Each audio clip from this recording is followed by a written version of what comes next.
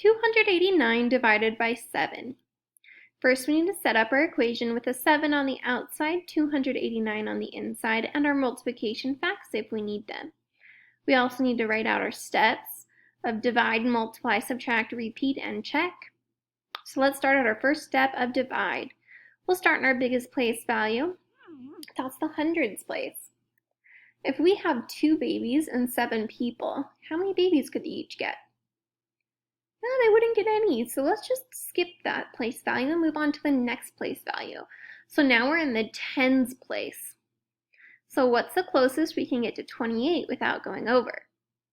I see 28. That's skip counting 4 times. But remember that 4 is in the tens place, so it's worth 40. Then we will multiply. 7 times 4 is 28, plus a 0 gives us 280. Then we'll subtract, which leaves us over with 9.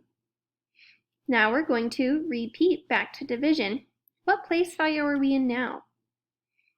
Yet the ones place. The closest we can get to 9 without going over is 7. That's skip counting 1 time. 1 times 7 is 7. When we subtract, we're left over with 2. That 2 is smaller than 7, and we've used all of our place values, so that's our remainder. Our answer comes from the 4 and the 1, giving us 41 with a remainder of 2.